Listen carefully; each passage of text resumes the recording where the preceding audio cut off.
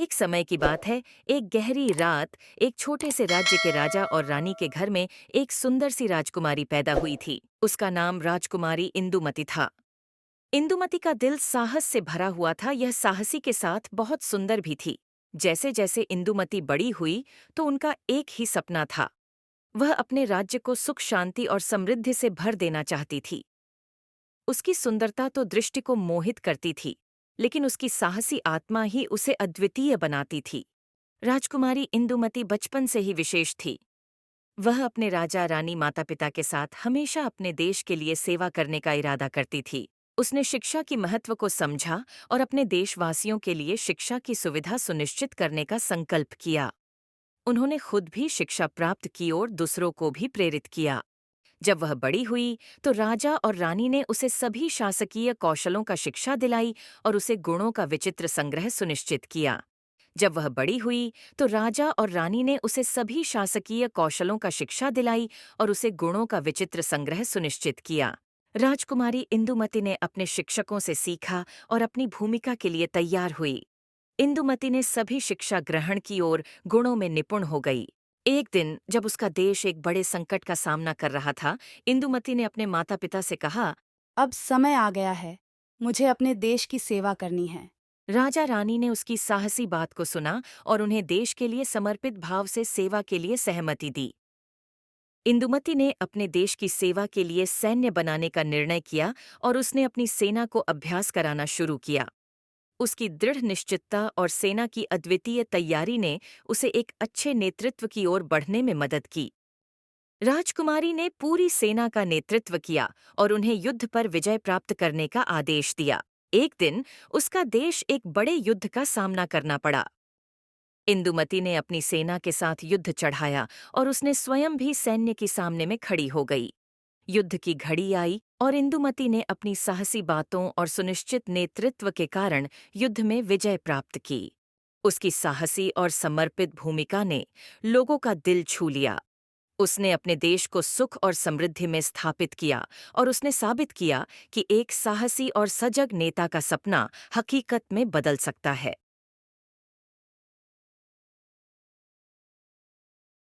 एक गांव में मोहन नाम का किसान रहता था। वह बहुत गरीब था। उसके पास एक बहुत छोटा खेत था। उस छोटे से खेत में ही वह खेती करता था। वह जैसे तैसे अपने खेत में काम करता और मजदूरी करके अपना घर चला रहा था।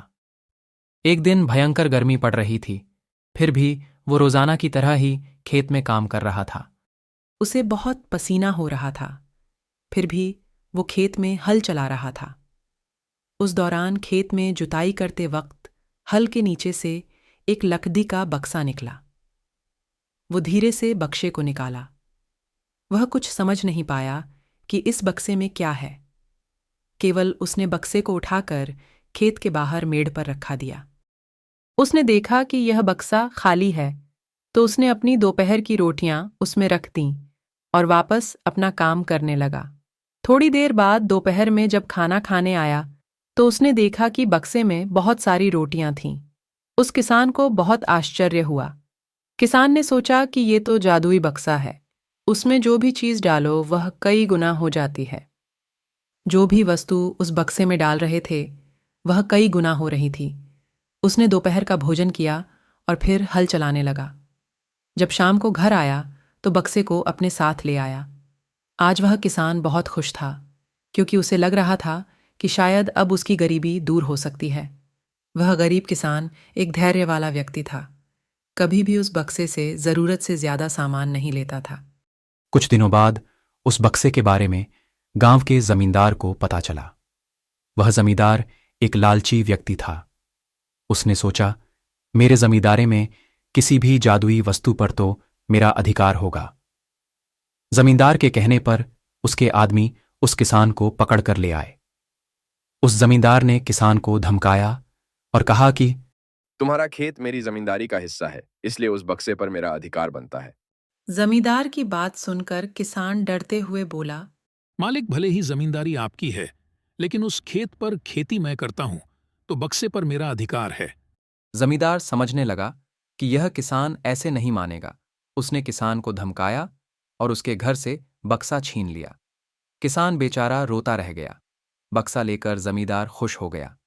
जमींदार ने बक्से से बहुत सारी वस्तुएं हासिल कर लीं और मजे कर रहा था। थोड़े ही दिन बाद कुछ लोगों ने जादुई बक्से के बारे में महाराज को बता दिया। पहली बार तो महाराज ने ध्यान नहीं दिया, लेकिन वापस कुछ दिनों बाद उन्होंने अपने एक आदमी को भेजकर बक्से की सच्चाई के बारे में पता करवाया।